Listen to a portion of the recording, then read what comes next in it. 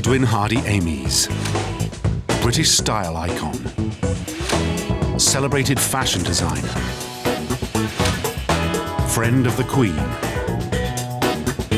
a famous name on Savile Row. But as a young man, he was also one of Britain's most unlikely spymasters, with a secret wartime past. Hardy Amies would always deny it, but now we can reveal for the first time the truth about how he masterminded a ruthless campaign of assassinations. He worked for SOE, the Special Operations Executive, Winston Churchill's secret army. Amies sent agents into occupied Belgium and played a deadly game against a brutal enemy. He worked with the resistance to eliminate whatever stood in the way of liberty, including some of the Germans' most feared agents. Et quand il nous avait donné le nom de gens qui travaillaient pour les Allemands et qui étaient dangereux, c'était à nous de les descendre. You need only one shot, one well-placed shot. Now we can open the official files and show for the first time the role played by this most unlikely soldier, and just how far he was prepared to go.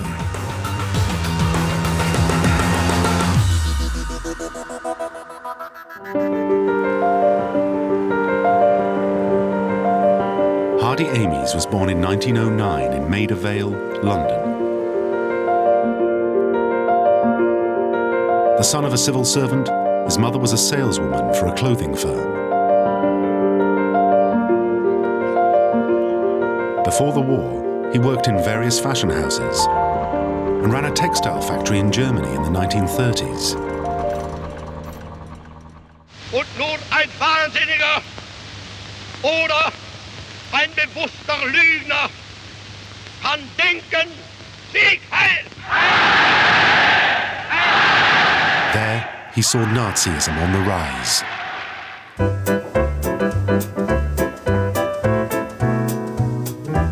But politics didn't interest the flamboyant fashionista. Amies was having the time of his life. His career was taking off.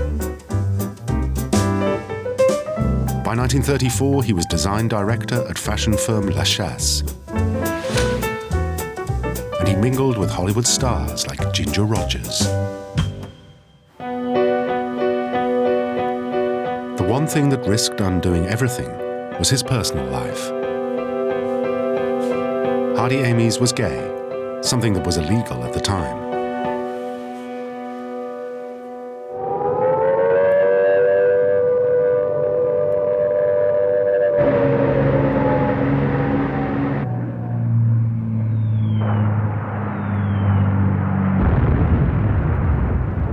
But the war changed everything for everyone.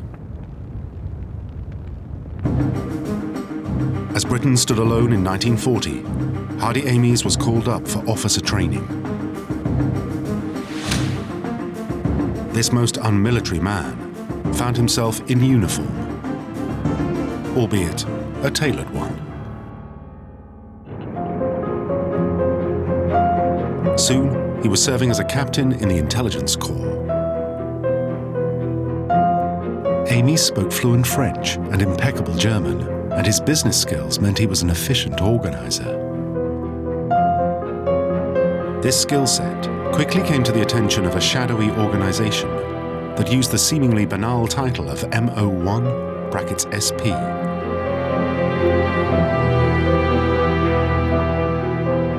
But this was cover.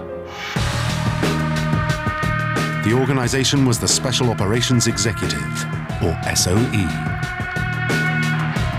Its mission was to break all the rules of warfare. Churchill gave it the order to set Europe ablaze. Using guerrilla tactics, sabotage, and propaganda, SOE also set up resistance networks throughout occupied Europe. It employed numerous spies, saboteurs, and trained killers.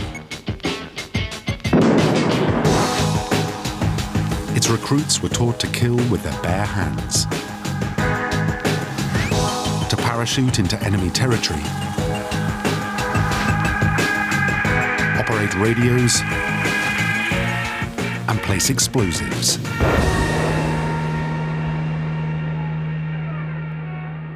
It didn't recruit in a conventional way.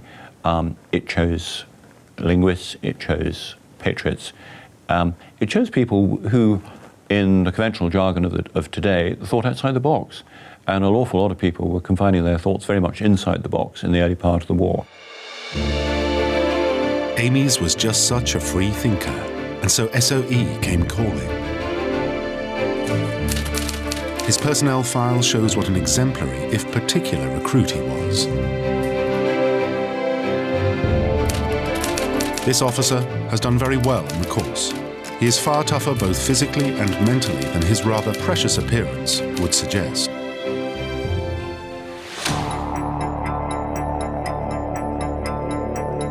Then, in November 1941, he went into action.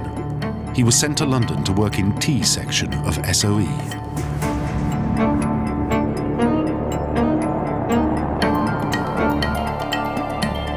T section was in charge of Belgium. Its job was to strike at the enemy in the occupied country. Ames quickly found himself planning and executing missions into Belgium. He also supervised training and recruiting of T-section agents. But Amy's flamboyant side and charm always showed through. This document lists a series of Shakespearean code names to which Ames has added, "What a wonderful cast. May I do the costumes?"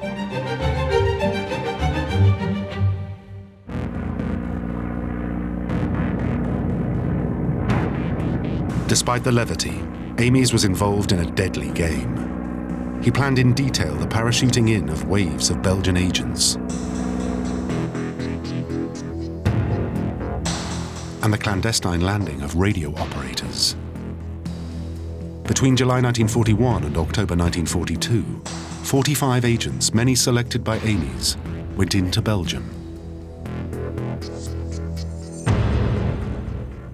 Their mission was to make contact with men like Marcel Frankson, a young Belgian determined to strike back at Germany.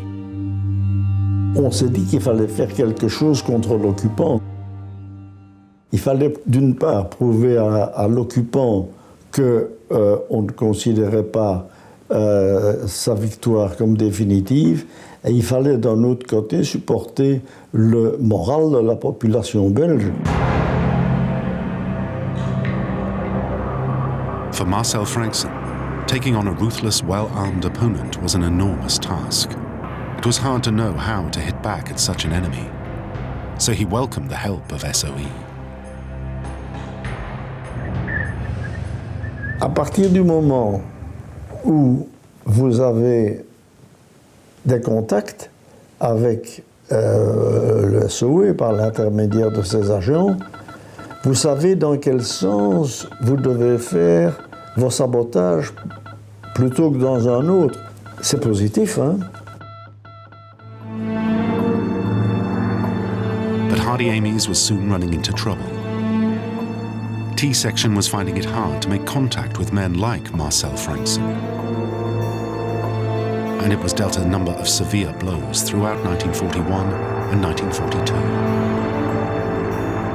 Despite sending over 40 agents into Belgium, the section was failing.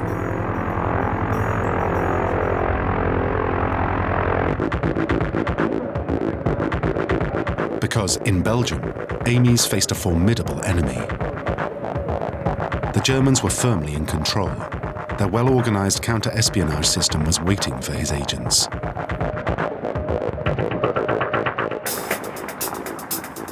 It excelled at catching SOE's spies and breaking up their resistance networks.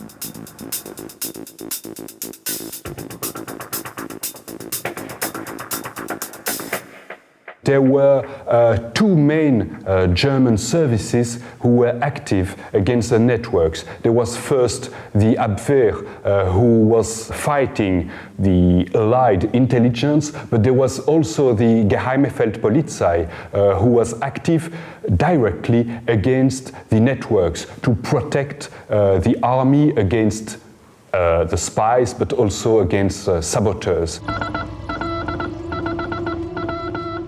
These German units were especially skilled at targeting SOE's Achilles heel, the radio, whose signals were easily intercepted and tracked.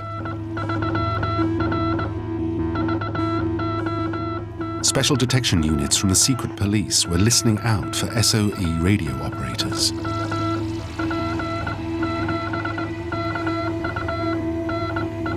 Every time you use it, you can be detected by the Funkabwehr, so the section of the Abwehr specialized in the detection of the clandestine radios. So the first radio operators were very soon arrested by the Funkabwehr. The Germans locked up many of these agents and radio operators here, at the notorious Saint-Gilles prison in central Brussels. The code names of the agents they caught are a roll call for the early failures of T-Section and Hardy Amies. Agent Intersection, caught March 1942. Terrier, caught April 1942. Balaclava, caught May 1942.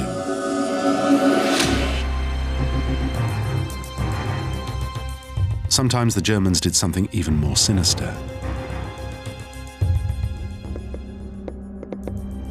They turned some of these captured agents.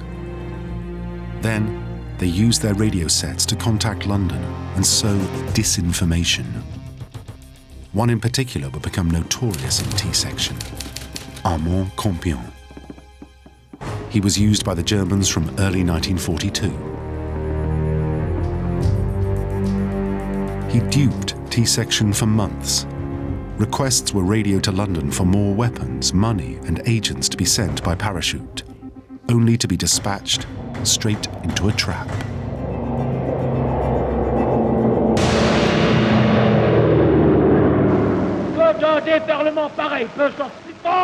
What's more, Belgium was crawling with fascist sympathizers.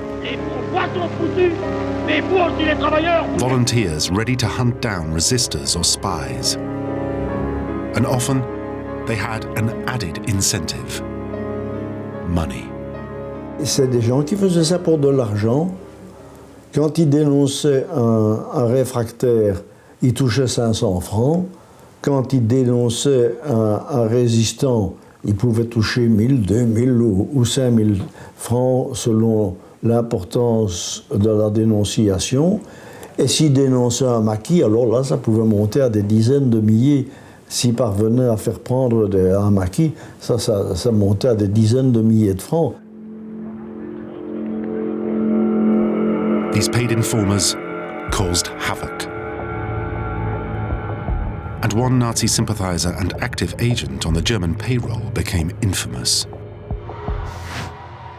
Prosper de Zitter. De Zitter was the Abwehr's #1 Belgian agent.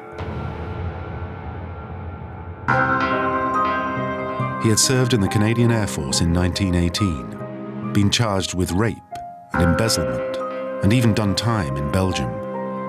He was a nasty piece of work. After the invasion of Belgium, he worked for the Germans, masquerading as an Allied soldier or airman. He infiltrated resistance networks and escape lines that were set up to smuggle downed aircrew and agents out of Belgium, and he was good at his job.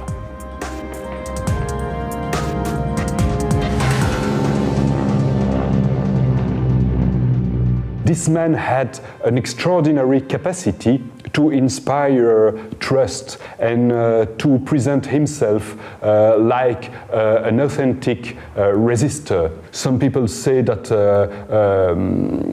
because of the action of Prosper de Zitter and his collaborators, about 1,000 resistors were arrested. Marcel Frankson's small group of resistors would encounter de Zitter to their cost. Prosper de Zitter, nous avons eu affaire à lui 2 fois à Bruxelles. De Zitter infiltrated an escape line that Marcel's group often used. Cette ligne est entrée en rapport avec un certain capitaine Jackson, et c'était de Zitter. Et cette ligne a été, et ce groupe a été arrêté, et notre agent a été arrêté aussi. Then, again in June 1943, Marcel Frankson's friends in the resistance came across de Zitter.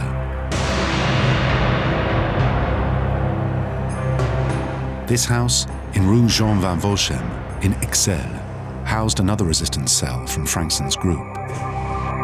Led by Marcel Demonceau, it was busy planning an assassination attempt on Léon de Grelle, the Belgian fascist leader.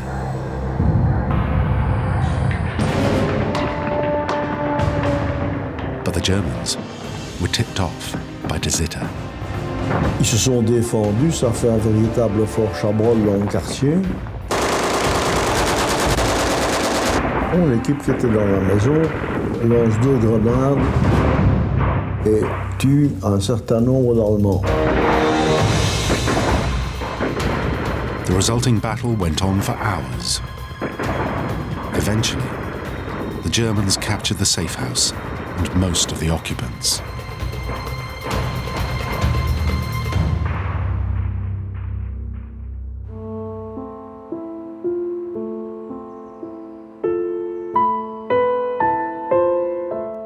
Everyone would be executed, including Marcel Demonceau, whom they captured a month later. Cette fois-là, de Zitter est responsable de la mort de 6 ou 7 personnes, enfin.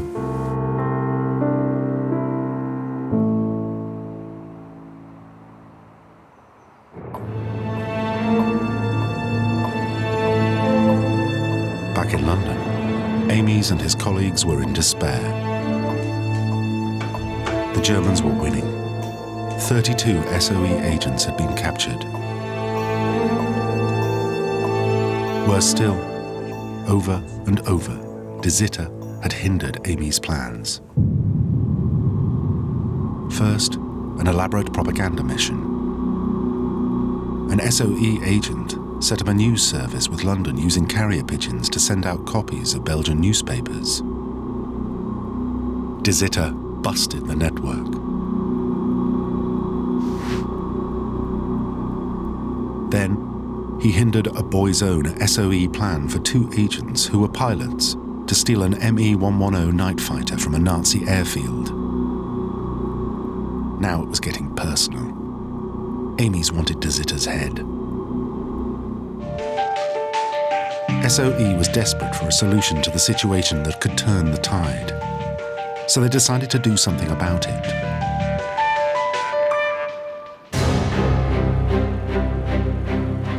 They planned to stage a wave of assassinations across mainland Europe, including in Belgium.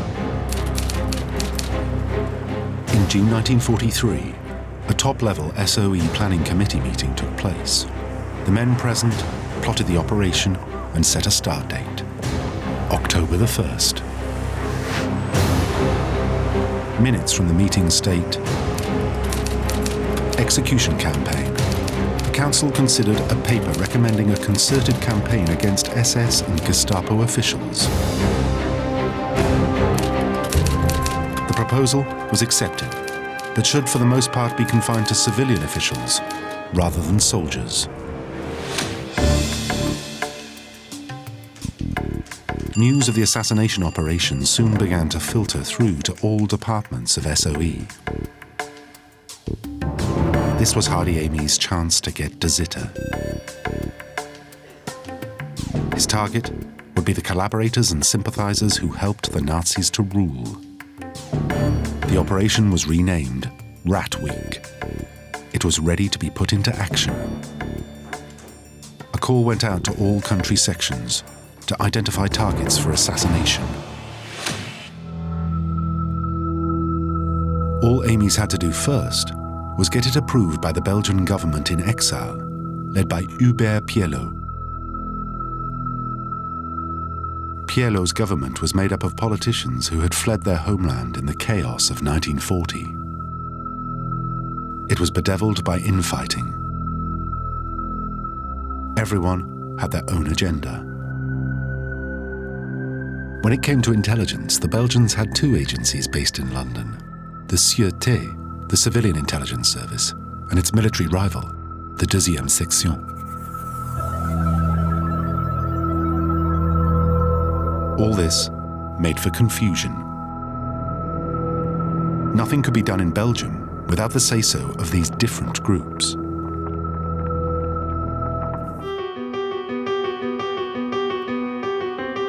So Amy's turned on the charm and threw himself into the mission.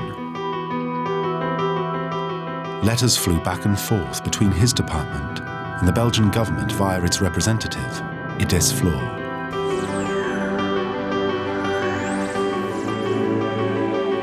And Amy's began to show just how far he had come from flamboyant fashion designer to ruthless spymaster.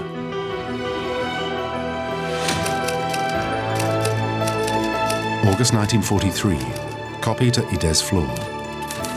It is proposed to hold a so-called Rat Week in all the occupied countries, when a certain number of quislings are to disappear. Could you please create a list of possible candidates? Yours, Major H. Amy's. When the Belgians stalled, an increasingly impatient Amy's began to press for a response. Am I to understand that your authorities do not want our boys to participate? The matter is really getting very urgent. All across Europe, all other governments had granted their approval for the assassinations. Amy's was under pressure.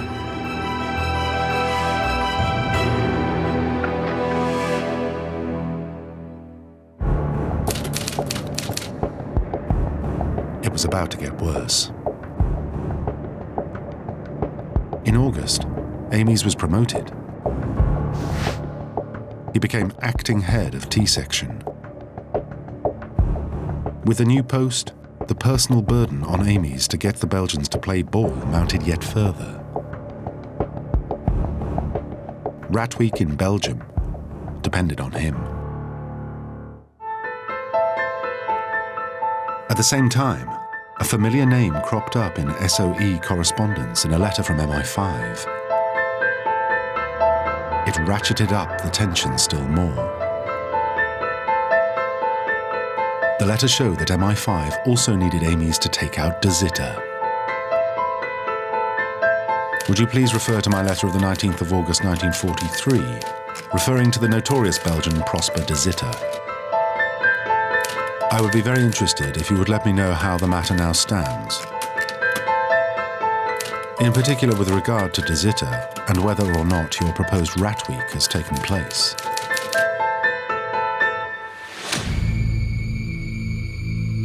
Then, a bombshell from the Belgian government in exile.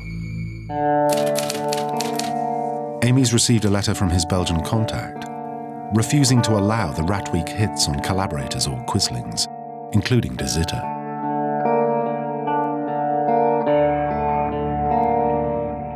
My authority do not, for the time being, think it advisable to take special measures against Belgians collaborating with the enemy. This would involve too many difficulties. The difficulties they feared were reprisals.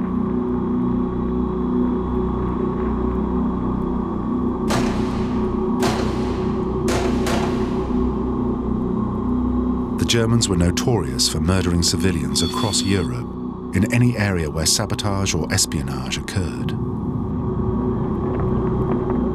Their reaction was even more aggressive if one of their own, a soldier or an agent, was killed.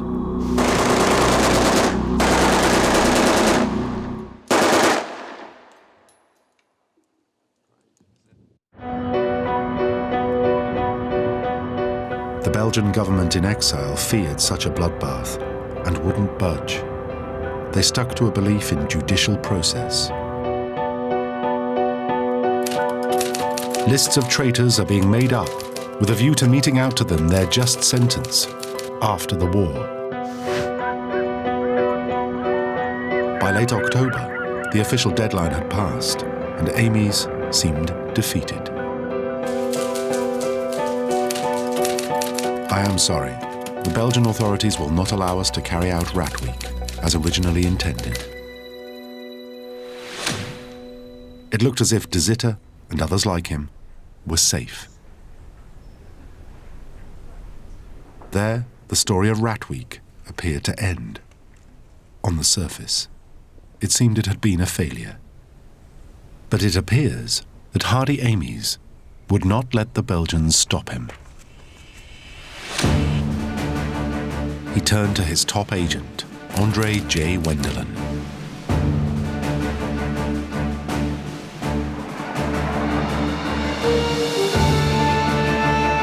Wendelin was a T-section star who had volunteered to return to Belgium. He was in Belgium on a mission with another agent, P. Liederkirk. Their mission was to establish links with Belgian resistance groups.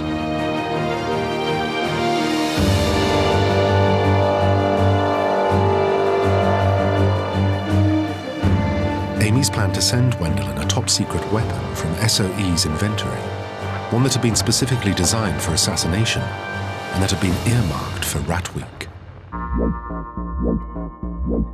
It was called the Well Rod. It had been designed specifically to kill enemies of the state or anyone who was a nuisance to SOE. The pistol was affectionately known as the bicycle pump, or assassin's pistol. Critically, if it fell into enemy hands, it couldn't be traced. The well rod is what's described as a sterile weapon. There were no numbers, there were no makers' names on it. There was nothing to indicate who had made it or be able to make it traceable. The Royal Belgian Military Museum was bequeathed one of these rare weapons 20 years ago by former members of the Belgian resistance. Yes, certainly. The keeper of firearms, Paul Dubrenfo, shows just what a useful killing machine it really was. The way to load a well-rod pistol is the same as for a normal so-called automatic pistol. Put from 1 to 7 cartridges in the magazine, and then put the magazine in 2 places. As you can see, the magazine is also the handle of the pistol. To load the pistol, or to make it ready to fire, just push the bolt forwards, and you just turn the back of the bolt to close it completely. And handle the pistol, being sure that the safety behind the handle is well pushed forward. And just pull the trigger like that. The design of the well rod made it the perfect weapon for a discreet execution because it was silent. The main purpose, of course, is to kill in silence. Inside the tube, you have rather important quantities of washers like that. Between the washers, you have a rubber washer. And the bullet, while passing through the holes, is, of course, leaving the barrel quicker than the sound, which is kept inside the tube. And that's the purpose of this silencer, is to delay the sounds coming out of the tube. The choice of caliber for the well rod was also a deliberate design decision. The 765 Browning has a muzzle speed of about 900 feet per second. And we can say that in a device like the well rod pistol, it could be subsonic. That's very important for a silenced pistol like that to be used to kill people without making too much noise. The only thing you will hear is the firing pin and the bullet stopping into somebody or something.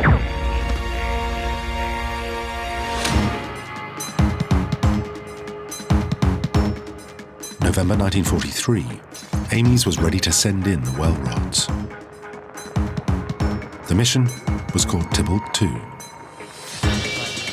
His plan was backed up by the head of operations for SOE. It is far better to send the 5 well rods and let them do what they can. A handwritten message on the back of the note makes no illusions as to what Tybalt's mission was. Tybalt, the pistols are intended for the elimination of your enemies. Let us know as soon as you have any results.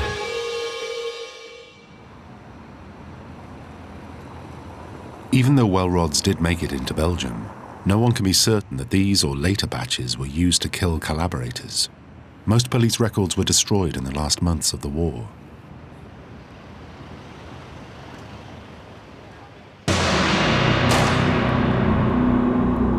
But what is clear is that a lot of killing did occur in 1943 and 1944, and Marcel Frankson was involved.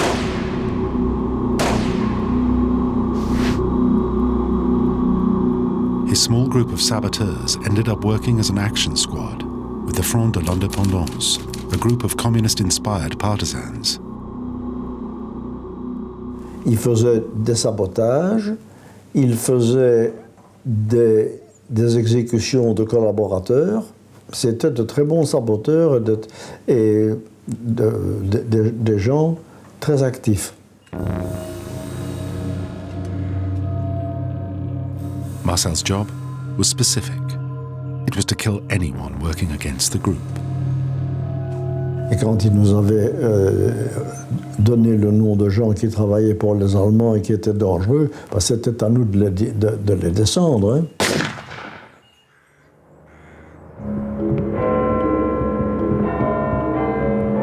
Back in London, Ames was eager to impress his superiors. He explained that groups like the Front de l'Indépendance had been extremely busy.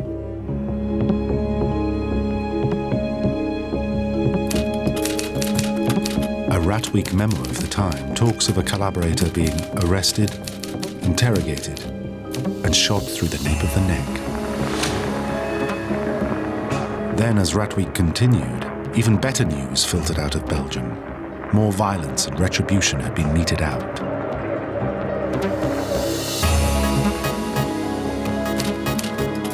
Nazi sympathizers, pro-Nazi activists, and Rexist politicians were killed.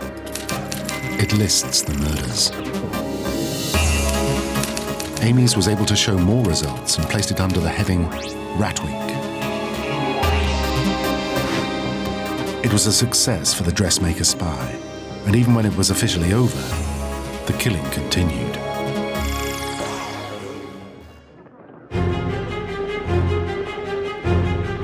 As 1943 turned to 1944, Marcel Frankson's group continued to execute any collaborators they could find.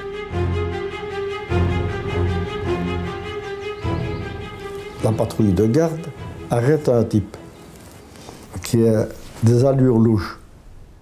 Il avait à son dos une curieuse bague On regarde de près, il avait oublié d'enlever sa bague des Waffen-SS. C'est un type qui avait été en Russie.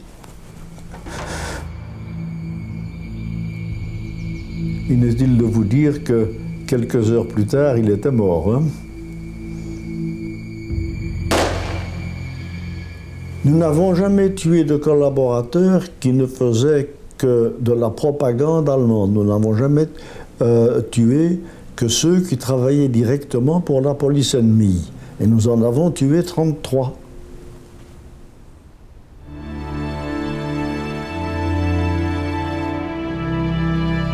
Even now, decades later, Marcel Frankson feels no remorse. Quand on sait comment la police allemande traitait les résistants, comment ils étaient torturés, la façon dont ils s'y prenaient, eh bien, on n'a pas de pitié pour ceux qui dénoncent des compatriotes comme ça et qui les livrent à l'ennemi. On n'avait absolument aucun état d'âme à le supprimer. Hein. Au contraire.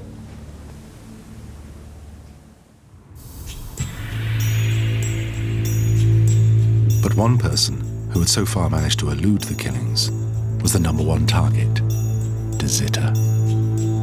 However, a new SOE agent, Francois Matteau, had him in his sights.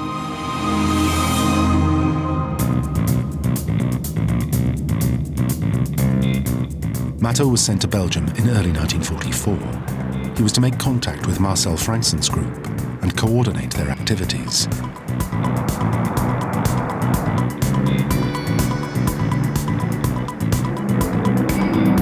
He took with him 2 weapons. They had to choose which weapon they will bring with them. They're free to choose. And my father chose a little 380 automatic Colt because it's small and concealable, and a well rod. It was to be used to kill people because it's not a weapon for war, it's a weapon to eliminate something.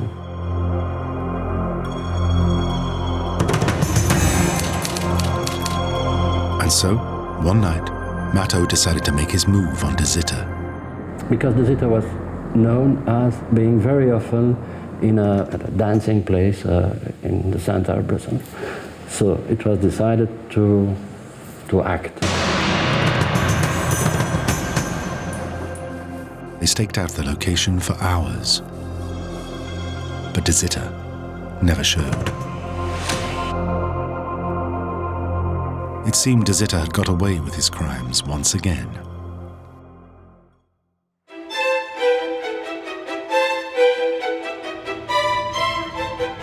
Despite this, Amies and his men managed to transform the overall picture in Belgium throughout 1943 and 1944. They had turned the page on their early failures.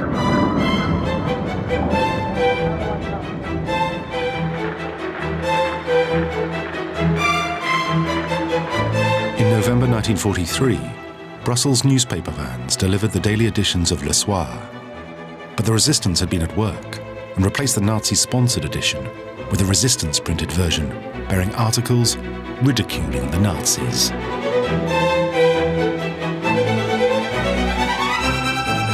It was a magnificent propaganda success.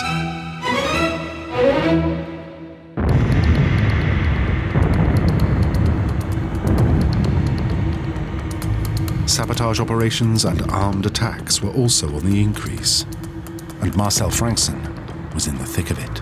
On a fait 15 attaques surprises ou embuscades contre les colonnes allemandes.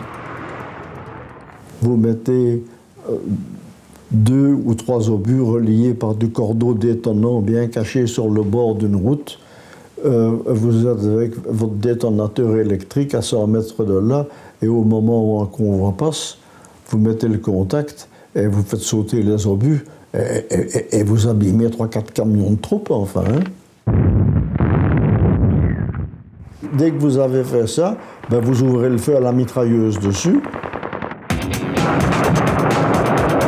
resistors blew up supplies of oil and fuel, locomotives and barges. They also blew up factories and cut communication lines.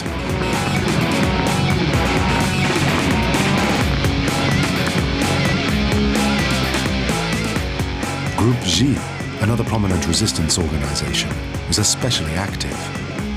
Its great achievement? It sabotaged the entire Belgian high-tension electricity network.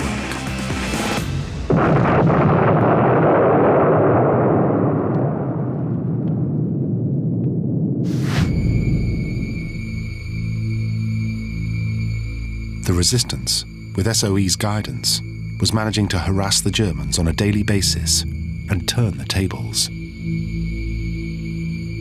And soon, Amy's would be at the heart of one of the most successful stories of SOE wartime activity, and a masterful T-section operation.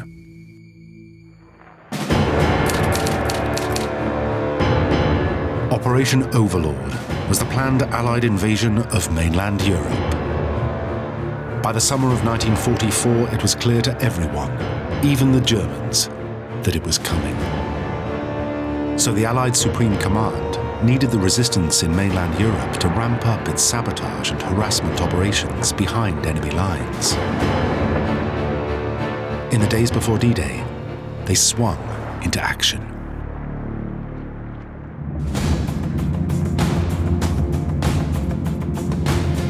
The US Army Air Force joined the RAF in dropping more and more weapons to SOE agents as sabotage operations escalated still further. Amy's T-section was deeply involved. Hundreds of canisters of arms were dropped into Belgium. And soon, his involvement would go far deeper.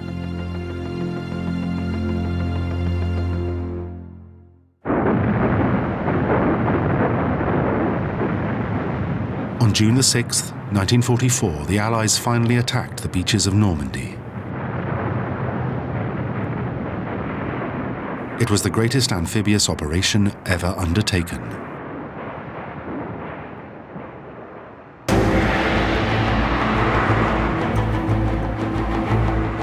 In the weeks after D-Day, the Allies pushed further into France. But eventually, the advance slowed. Supplies couldn't keep up with demand. What the Allies badly needed was deep water ports. At the close of the war, the Germans instituted a program of demolitions. Their aim, as they withdrew towards the Reich, was to destroy anything that might be of use to the Allies. This included ports and railways.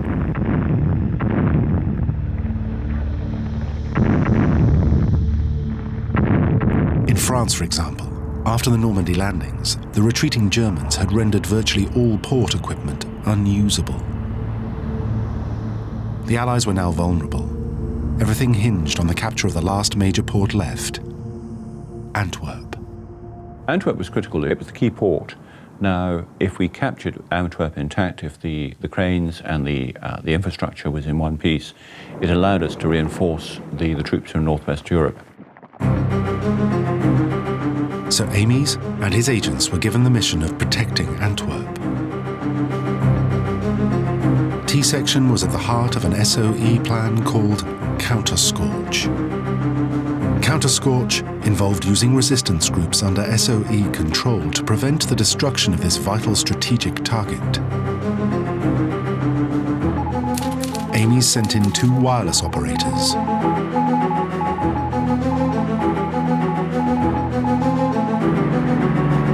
They helped resistance teams, notably from Group G, to defend the port.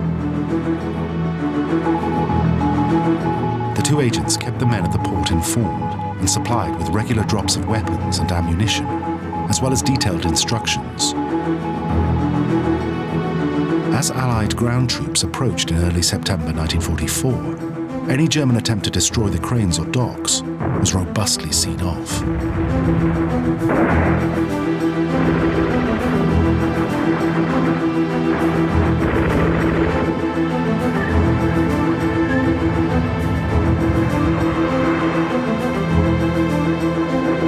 Antwerp's port was held. It was a massive success. Amazingly, Antwerp was taken almost intact. The whole port system of canals and docks fell undestroyed into Allied hands.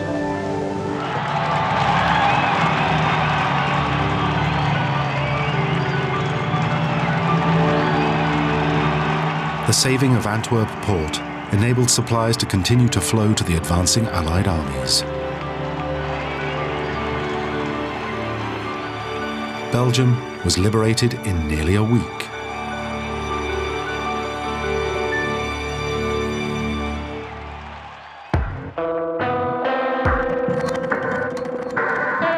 Now came the chance for retribution. In concert with Amy's, resistance forces came out of hiding to police the handover when the Allies arrived. And the word went out to catch the wanted man, Prosper de Zitter. Amy's former foe was tracked down, imprisoned, and then executed in Brussels. 4 years later.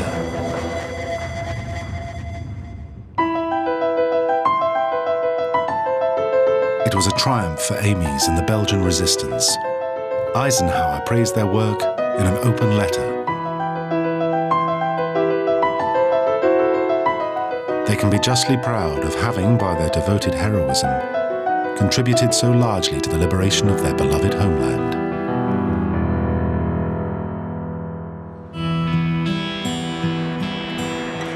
Hardy Amy's was now sent to Brussels.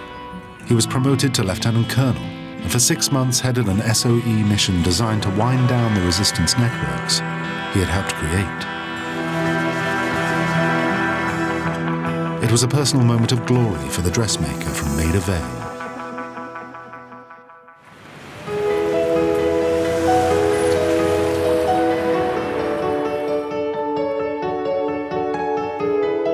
After the war, Hardy Amy's went back to the glamorous world of fashion. With a wealthy co-investor, he set up the label that bears his name.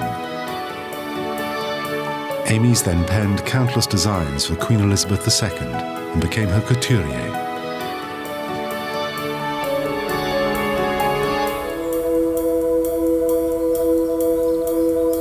But all memory of his role in Rat Week and the wider successes and failures of T-Section seemed to be conveniently forgotten.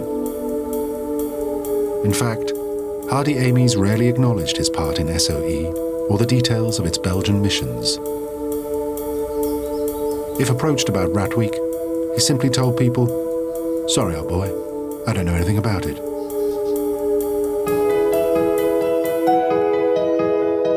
Hardy Amy's was knighted in 1989, and it was only after his death that some of the truth about this dressmaker spy's surprising past began to emerge.